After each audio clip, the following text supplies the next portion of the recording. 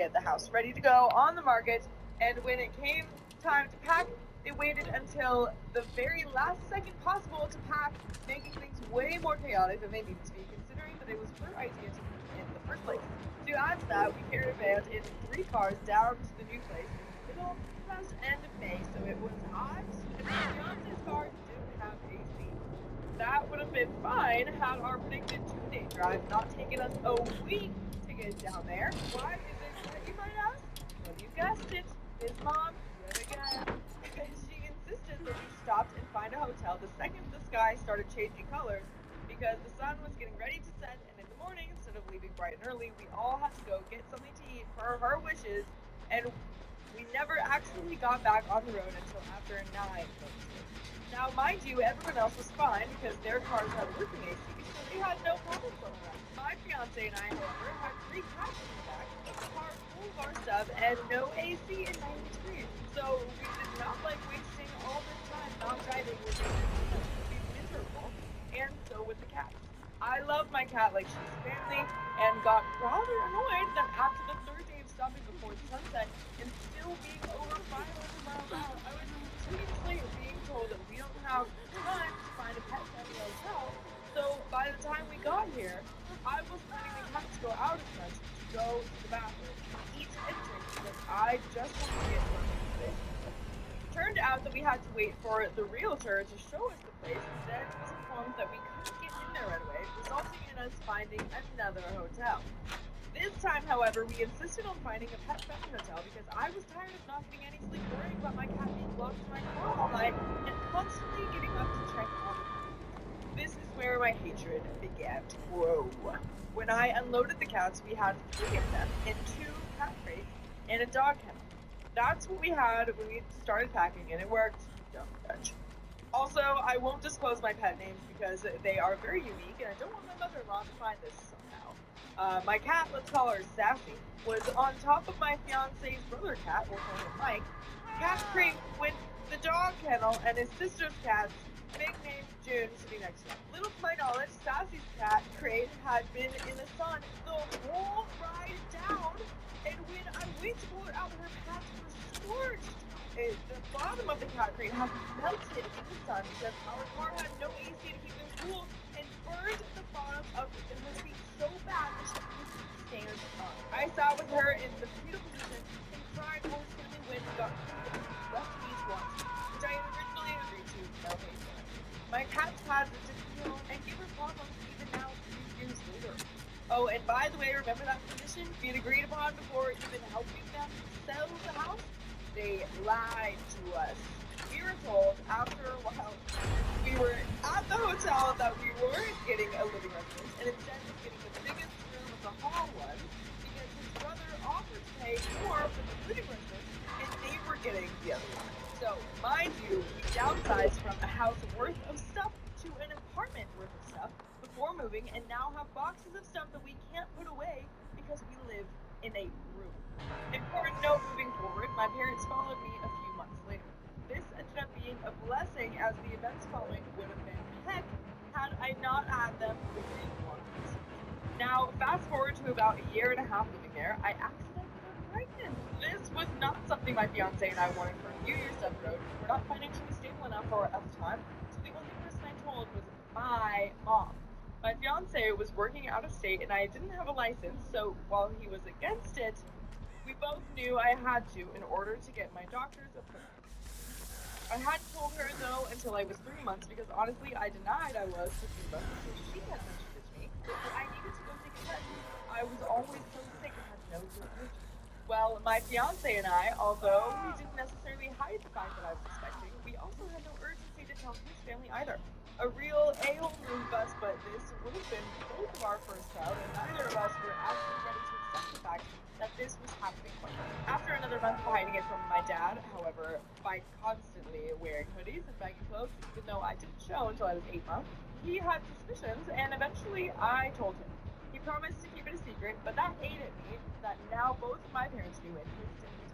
So I told him it wasn't my place to tell them as I was the one who told my parents, so he needed to tell his, but that he advised me that waiting was the best course of action because he wasn't called me or speak up with me, had